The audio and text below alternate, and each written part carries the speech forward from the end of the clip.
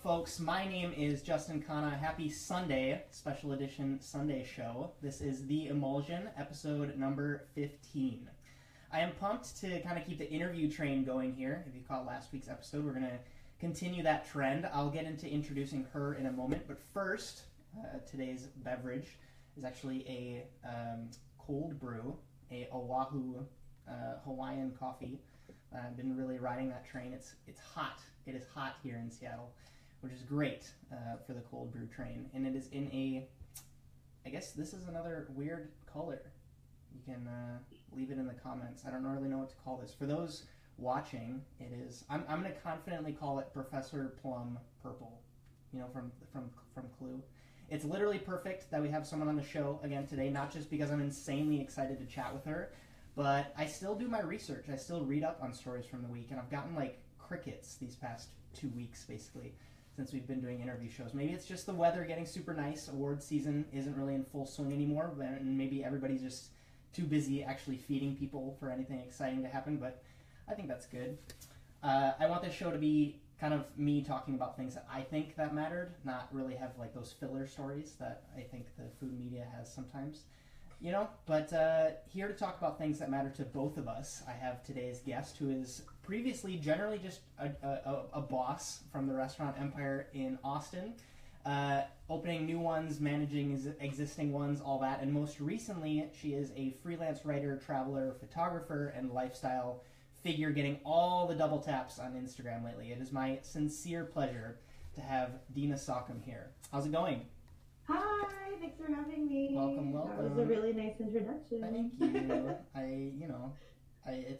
It's important to get that preface to anyone with your exciting stature. So, welcome back to the U.S. Thank you. You just got back, right? I'm sorry? You just got back, right? I got back maybe a month ago. A month and a half ago, yeah. I think. I'm just happy we didn't have to mess around with like a 14-hour time difference or anything like that. No. I'm back in America now, and I've been here for about a month and a half, which is nice. So I'm all settled in with jet lag and time zones. That's good. Stuff, so I'll be nice and perky. Do you have another trip coming up, or how long are you back here? I'm heading. So I'm in Austin right now. I'm heading to LA on next Sunday, and then I go to the Riviera Maya mid-June, and then I think I head over to Europe for a little bit right after that. Awesome. So maybe we can start with a little bit of your background. So how you got into food and restaurants, and then, yeah, let's start with that. Sure. So I've always loved food ever since I was a child. Ate it every day, and grew up in a family that just was obsessed with food. So even though I went to school for fashion design, here at the University of Texas in Austin, I was always really obsessed with food, and I was always going out to eat, going to the new places in town, and kind of like one of the only college kids that somehow scraped up enough money to go out to eat every night at like nice places. Right. Even though like how was I even doing that? And then I graduated, and instead of moving to New York or Paris or London to pursue fashion, I ended up staying in Austin. I just kind of like moved into the food world somehow. Working in restaurants, ended up doing event planning, then moved into social media and PR, and then eventually, managing and opening restaurants and owning them. And then, I don't know, that's just kind of it. That's how I did it. Right. So maybe you can also tell the story about how we met, because that was not in the U.S. Oh, yeah. So Justin and I actually met I'm going to butcher the pronunciation of this. You're fine. Bergen? Yeah, Bergen, yeah. Bergen. Yep. Is that right? Yeah, Bergen's totally right. Really? Yep. Really? Totally right. Okay. In Bergen, Norway. Yep. Which is awesome. So I flew over there with my business partner, and we did a pop-up dinner, and curated by Bonjour Lee, who is a good friend of mine, also an esteemed photographer and writer as well in the food and travel world. Right. And so Bonjour curates these dinners, invited us over there. We cooked with Christopher of Least-O-Vent. Yep. I probably butchered that too. Totally cool. Okay. Yep, you're good. So that's how Justin and I met. Justin was working in the restaurant. He's a chef over there, and we've just been following each other ever since, more or less. Ever since. Yeah. So it's super fun. Yeah, that was super fun. That was one of the better guest chef dinners we had, I think. If I had to like kind of I had compare. nothing to do with it. Well, just like the entire experience, you know, because we went out on a boat and we like, oh yeah, you know, went on that island and all the violin things. It was awesome. Oh yeah, yeah, it was really great. It was super fun. great. It was awesome. So kind of like where you're at now, is this like in your career? Is this where you thought you'd be when you kind of like decided, okay, I'm not going to do fashion, I'm going to do food now? Is this? I had no idea where I was going or what I was doing. I just kind of kept doing it, and so I can't say that this is where I thought I would be ever. Right. I think I'm very lucky and fortunate, and there's been a lot of hard work involved, but also definitely #blessed. Yep. And you know, happy about where I am, but I had no idea that I would ever be doing this at all. Right. You know. And I know the internet has kind of provided you with a lot of these opportunities in general. So maybe you can speak a little bit about how you navigated the change from kind of like managing events to like moving basically a lot of your operations online. Like a lot of the way that you kind of interact with people and kind of the media ends up being internet based now. Yeah, well, you know, it's just with the whole social media boom, I guess that happened, like I just kind of jumped into it because it was a need at the time that we needed somebody to handle the social media for all the restaurants. Okay. And what we were doing. And so I started doing that. And then, you know, I created my own account too. And then as we were traveling all over the world for work and also, you know, for holidays and stuff like that, I would post the personal side of it on my account and handle the work stuff on the work accounts. And I guess there was some interest in what we were doing personally as well. So I started getting some followers, and I was able to, you know, start my own kind of thing using my own personal account, which is great. Right. So I guess that's it. What part of you do you think made you kind of like go forth and say, I want to do the social media aspect? Because you mentioned there wasn't really anyone to do it. Was it like the creative side of you? Were you like really social in college and stuff like that?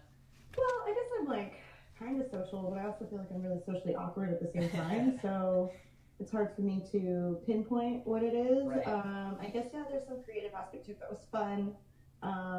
You know, we really just needed somebody to do it, and then I liked doing it, so it kind of just organically happened. Well, maybe it's nice for the socially awkward ones. I get it as well, though, sometimes, because I can sometimes be socially awkward. I'm not the first guy to kind of like jump out in a group of people and kind of take the floor, but just the fact that sometimes through social media you can kind of like use your creativity to alter what is seen by people, not in like a weird, like a lot of people give social media flack for that because it's like some people think it's really inauthentic. Right. Well, agreed. I think you can kind of pick and choose what you need it to be, and I try to remain as authentic as possible. Of course. And not try to like put on this fake life or anything, but I totally understand like where you're coming from and what you're saying. Yeah, because you have time, you know, it's not like you're put on the spot and you have to like, you know, you can kind of take your time and make sure that everything is like exactly how you want it, and then you can put it out into the world. I definitely like that aspect of social media for sure. Yeah, it's super fun. So yeah, I think it appealed to both my awkward me and my outgoing me. Right. So how long, so DEANA's Instagram, for everybody that doesn't know, is Femme Fatale. So how did that name come about, and when did that start? How long has that been a thing? Yeah, and also it's Femme Fatale, FAIMFATALE, just not to be confused with Femme Fatale, FEMME. Got it. The typical thing. I know, it just happens all the time. Yep. I'm going to tag all this in the show notes for everybody if you want to go check it out. Anyways. That became because I studied French in college, and we have family in Paris or in France or in Europe, and so I grew up in a house, my parents spoke French, and so I speak some French. And femme just means hungry in French, and so I just one day was like, oh, Femme Fatale. Nice. Love it. That's it. And so when did that account start? You mentioned that was like back when you kind of started traveling a little bit more? I think it was like, I don't know, I want to say 2009. 2009. I can't really remember. Got it. Yeah, it was just kind of like whenever I just started doing the social media for the restaurants and stuff. So even before we started traveling. Yep. I think my pictures were terrible. Right. Like my first photo was terrible. Like I took a picture of a cupcake and you can't even tell it's a cupcake, you know? Like I looked at it the other day. Yeah. It's awful. Do you end up doing most of your photography on your phone these days, or you have a camera you carry around? I have a camera, and I also do it on my phone. It just depends on what's easiest at the time, Yep. or The one how that I'm you have feeling, with I you. guess. Yeah. So to anyone kind of that's interested in building that following online, some like from zero, what like in a very like in May of 2017 environment, what would you kind of point them towards? Best practices? Take really pretty pictures. Got it. Edit them well. Use good lighting. Right. Take pictures of things that you're actually passionate about, because you'll take a better picture of it, I think, if you're interested in what you're photographing. Right. Come up with like a cute, funny caption, or at least be informative, but don't be too long-winded. Right. And use hashtags. Yeah. Super powerful. Super powerful. And then once someone does get that following, and they're at like 1,000 and then 10,000, because you're at 20-something thousand now, no? I am. So 26. So what changes do you think when you hit those milestones, I guess you could call it? I don't know. I mean, like, it just depends. I mean, have you found like collaborations to be very like powerful? Yeah. I guess like some more. I hate this word, but influencer opportunities. Of course. Will come. Will happen. Right. I guess. You know, I don't know. Like, there are certain things. Yeah, there are perks when you have a lot of followers, but at the same time, it's like, it's not like your world just changes all of a sudden when you hit like 25,000. Yeah. So you get something. Yeah. Yeah, and I still think I don't really have that many followers. So, but you certainly have. If you guys all want to follow me, then for sure. There's tons of great like dumpling and noodle photos to be seen on your page. I love it. So maybe switching a little bit, talking a little bit more about travel now. Where do you find yourself traveling most frequently these days, and why? I have been going to Asia a lot. Yep. Lately, I think I just spent 4 months in Asia and 1 month in Australia, if you count Australia as Asia. Yep. Sometimes people do. So like 4-ish months over there, and loved it. And I don't know, I've been going there recently for the past few winters. Right. Instead of actually spending winter in Europe or North America where it's cold. Does it get cold in Austin? Sorry? Does it get cold in Austin, or? It doesn't get that cold in Austin, but it's definitely not like tropical. Right. And we do get like a little bit of cold weather. Yep. For a tiny bit. But I was living in Europe. I was living in Paris for the past 2 years, and it gets cold there. Yep. Very cold and gray, as you know. Yeah, the rainiest city in Europe. That was Bergen. Yes. It's a real thing. So when you are spending like 4.5 months in Asia, what do you find yourself doing to fill time after you're done slurping noodles and stuff like that? Because I know you do stuff with restaurants and. Yeah, so I walk around. I learn how to cook if I can. That's I'll stage at a restaurant, or I will just hang out with some local chefs and see what they're up to. I'll go to the markets. What else? I mean, you're doing some writing as well, right? Because you've gotten published. I am writing. Yes, I'm doing some travel food writing, which is awesome. So I do that in my spare time. I am working on a Cambodian cookbook, so I am trying to do as much research as possible for that. Amazing. When I can, and also just working on my photography skills. I have a lot to learn. For sure. And so when you do approach these restaurants, do you end up kind of like going through friends of friends kind of network kind of stuff, or you just show up at the back door, or you have a meal there and talk to the chef? How does that process? All of the above. Got it. All of the above. Anything and everything. I mean, whatever moves me. Right. I think. Right. I'm going to throw a guest question in here. Taylor asks, what is your favorite twist on French fries? Oh gosh, this is a hard one. My favorite twist on French fries. What's my favorite twist on French fries? Poutine. Do you like poutine? That was my first initial thought, but I've never had like a real Canadian poutine. So I don't want to say that. You know what I mean? Like, I've never been. Right. What is like steak frites? I do like steak frites. I kind of just want to say waffle fries at Chick-fil-A. Yeah. There you go. Can I just say that? There you go. It doesn't have to have like that red spice mix sprinkled on it. Oh yes, That's yes. But I mean, the waffle fries are so good. They're so good. I'm interested to hear a little bit about your opinion of the current state of food blogging, and how, like, basically talking about food online and how you view new opportunities. Like, I know a lot of the food bloggers that I more or less grew up with in the industry aren't really even blogging that much anymore.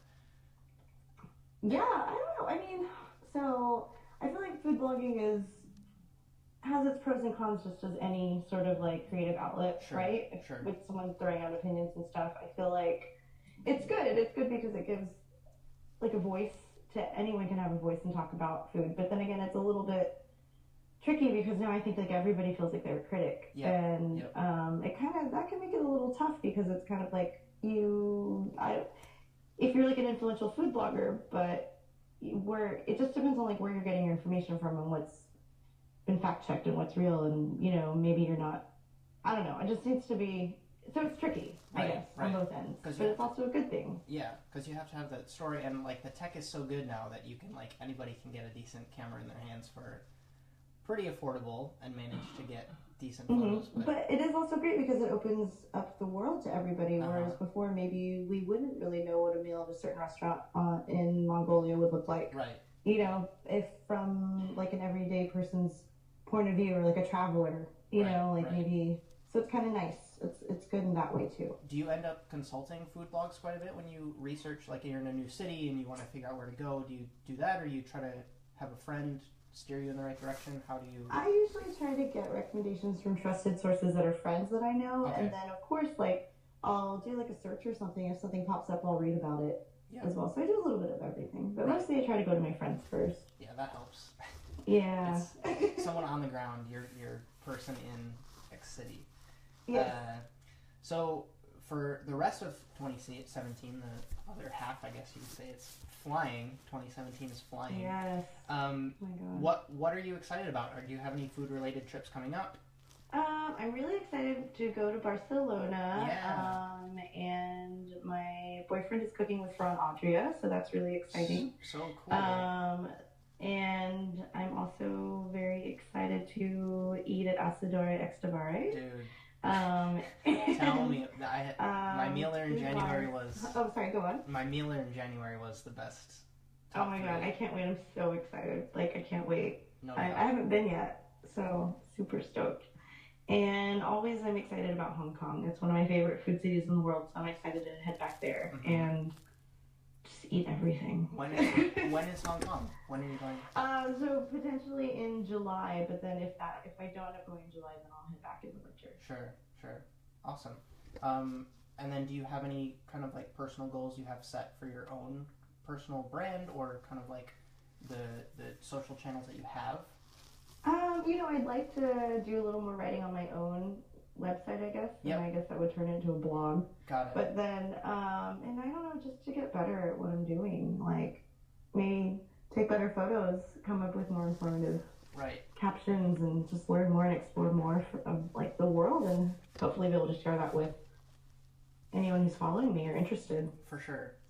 Do you see it going more in the direction of an informative, like you kind of like take yourself less out of more out of the picture, or you see yourself being a little bit more involved in telling the story about the food? Maybe I would think I'd like to be more involved and tell more of the story about the food. Got it. And just like travel, and I don't know, just to like show that you can travel and have a good time and not take everything too seriously, with life.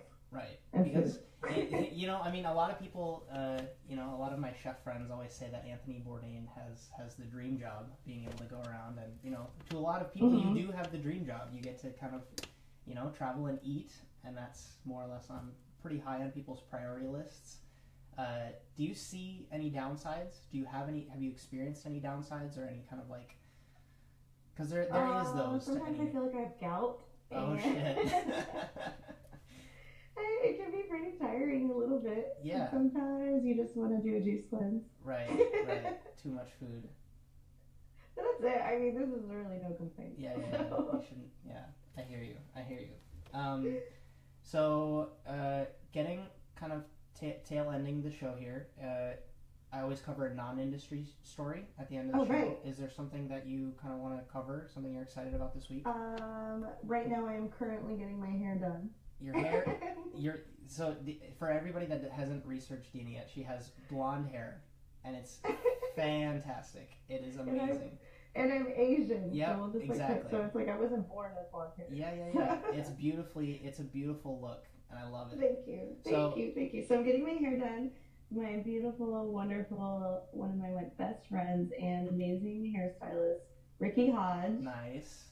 And is doing my hair as we speak. It's processing, so I'm able to do this wonderful interview. Yeah. But sure. I'm very excited about this because it's been a long time. Because as I said, I've been in Asia for 4 or 5 months, and I just got back. And Ricky's always busy, so I was able. He was nice enough to squeeze me in today. Right. And so I'm really excited about this. Awesome. And we were chatting a little bit before the show. You won't go to anyone else to do your hair. I won't go to anybody but Ricky to do my hair, and I think it probably drives Ricky crazy, but I won't go anywhere else. So I will just do whatever look is happening as it's growing out until I can see Ricky again. So we all expect a really nice selfie going up. Oh my gosh. shortly. Well, there's a good one on my stories right now. Okay, Crazy. so Instagram, check And then out. I'll post a nice one. Yeah. Everybody After. check out DEANA's story right after you get done listening to this. Right after. Look at my stories. Exactly. So I want to thank you so much for being on the show, DEANA. Oh, thank you for having me. Yeah, of course. This has been episode 15 of The Emulsion, and regardless of wherever you've been watching, if you're live here or if you're on YouTube after the fact or you're on iTunes, I really want to thank everybody super a lot for listening. It was great to have DEANA on. I hope you enjoyed it as much as I did. Of course, share this podcast on one of your social networks if you want. I know there's someone you work with that could use a little bit more, whether it's industry knowledge or a little bit more about where to take their career direction. If it's not in a restaurant, DEANA is definitely a testament to that. Go ahead and tag either of us. She's at Femme Fatale, and use hashtag The Emulsion, and we will definitely be sure to say hi. Thanks again, DEANA. Thank you. Thank you so much. I'm Justin Khanna. Have a good one. Bye, guys.